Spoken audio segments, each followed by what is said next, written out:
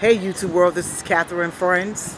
I'm out here and I have a new skit I'm calling it What the Hell You Doing? Now I'm out here in front. I told you I'm gonna be in my neighborhood. I told you that I wanna go out and visit some of my coworkers and see what they're doing and whatnot. But due to the pandemic, Catherine is not getting on the airplane or the trains or whatever, the buses. I'm not doing it. So right here, just only thing you're gonna hear now is the number of voice. Cause this how you doing? You got something for me? 4.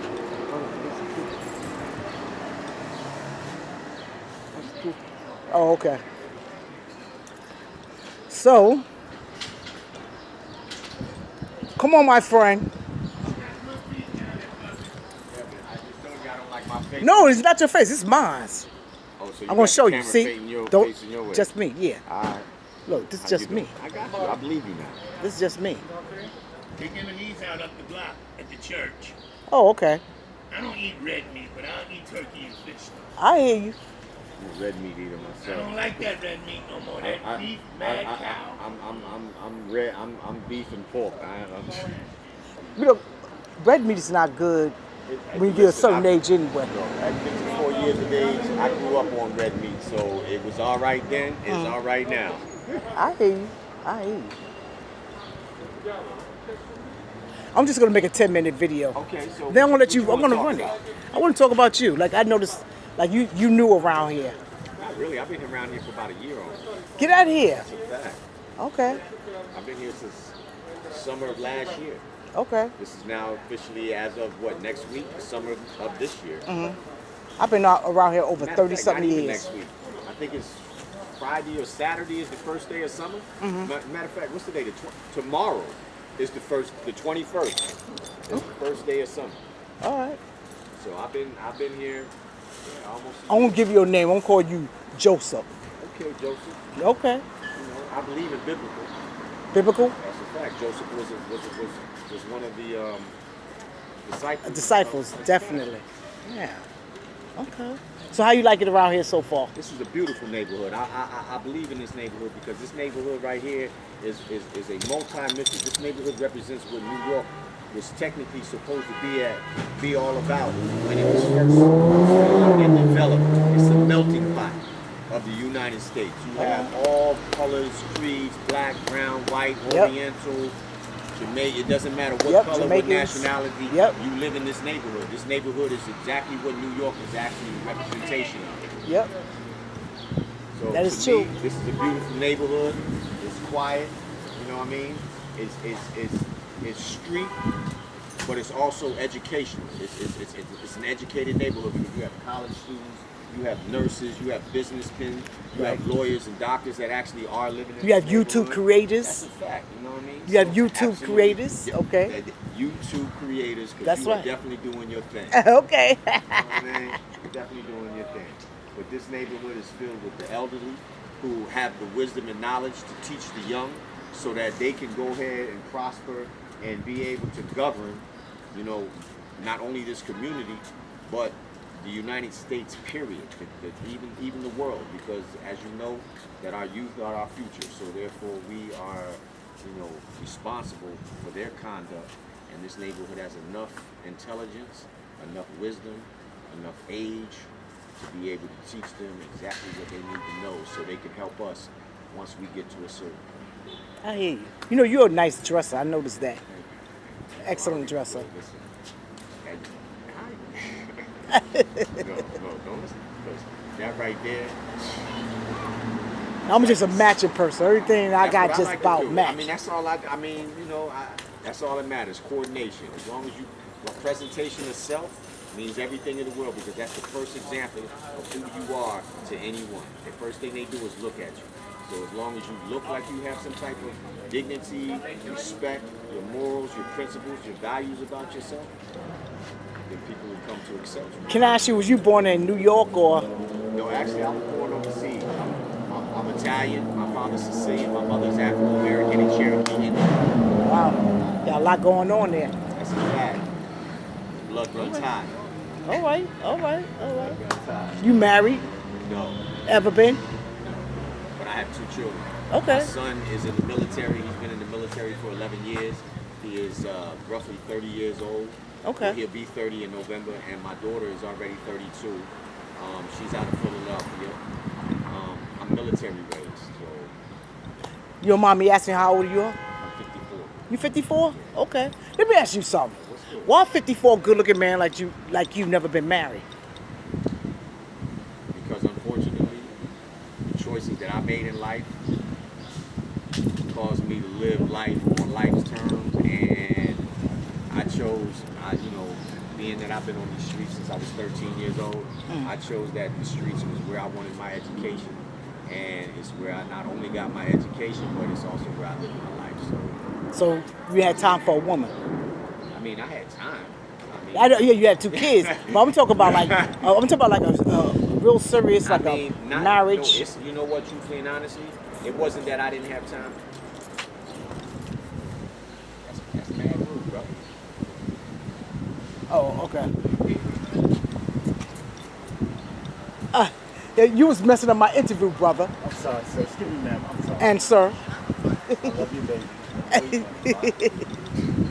that's my ex-brother-in-law. What's up, old man? Yo, what's good? Excuse me. What's your name? It's okay.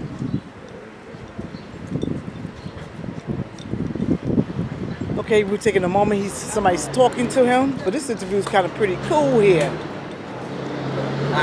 All right, go ahead. We can Okay, finish your... who's back? The relationship Now, you sure situation. I'm not on this camera? Yeah, you're not. It's number your voice. Okay. So, back to anyway. I mean, it's not that I didn't want a relationship. It's just that because of my lifestyle, because of who I am as an individual, it was good for them. It was good for that female, the woman in the beginning. But then when time came that you must pay dues no matter what side of the track you play on. So whether you're legitimate or illegitimate, there's dues that must be paid. So when it was time for me to pay my dues, those particular individual women weren't able to stand by me when them dues got paid. So it was like it was okay when the money was coming in. It was okay when this was going on.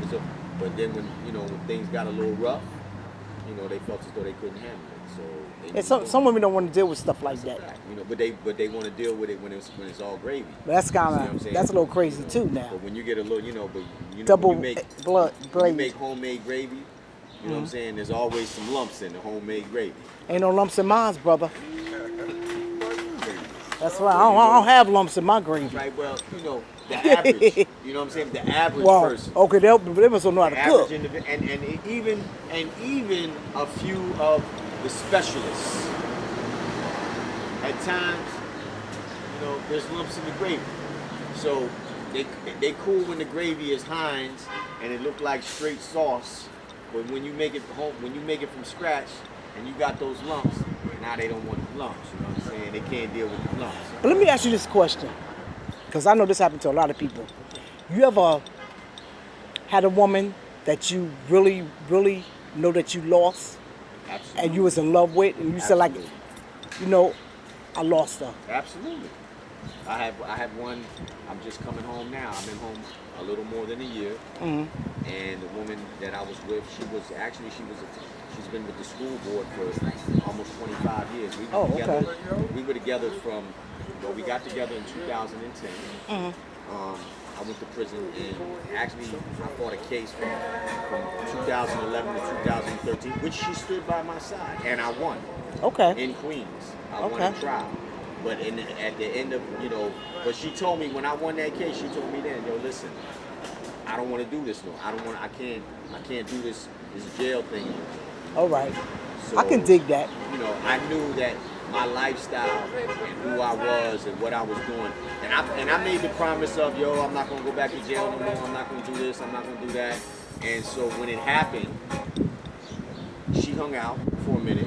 She even came to see me. She came all the way up to Clinton, you see. Okay. From New York City, which is a hell of a thing because for an 8-hour visit in Clinton, it literally takes you 24 hours. You got from the day before. I went to Clinton before. A friend of mine was up Right, there. and it take. I mean, if you count the time from getting on the bus to riding all the way up there to having That's a the ride. visit Ain't to no getting joke. back on the bus and coming all the way back to That's a lot. It was literally like 24 hours Exactly. before she even saw her bed again. You know what I mean? So Wow. but she came. You know what Exactly. I mean? And Exactly. she hung out for a couple of years, but again, life takes its toll. She had responsibilities, and no matter how much money I could have sent her from prison, it still would have never been enough to uphold or take care of the responsibilities that she needed to take care of, but also the lack of me not being there for that shoulder to lean on, for that arm to sleep under, for that comfort and that passion, was not there. So Because she probably was more like, like I love you, that stuff and whatnot. But this is the kind of lifestyle that I don't want to deal with no more. I mean, don't get me wrong, because like I said, she was a true woman. You know what I'm saying? Right, So right. it wasn't that she couldn't deal with it, but it was the fact of the time that's involved. Even a good woman, even a street woman, even a true trooper, there's always that point where it comes along where like they have to feel as though, where they feel as though, like when you want to say enough is enough. That's even as me as a man. That's what I was saying. Right, but even as me as a man, like I could love you, but if you're argumentative, if you're hard-headed, if you don't want to live, like if I come home and I'm constantly putting the money on the table, and then every time I turn around, somebody's telling me how this building get paid and that building get paid, or if I come in my house and my refrigerator ain't full, my cabinets ain't full, now I'm looking at you and I'm saying, damn, like I just put all this money on the table, why is my shit not taken care of? And every time you come with an excuse, eventually I get tired of that shit. So you know what? If you can't handle the job, then I give it to somebody else. It's just that simple. All right now. Okay. Just that simple. You know what I mean? But anyway, I'm gonna get ready to sign off now.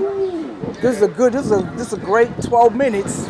So this is Catherine with Friends. Get ready to sign off. And this is Big G. a new one of my new neighbors on the block. Anyway, y'all. Deuces, y'all. Deuces.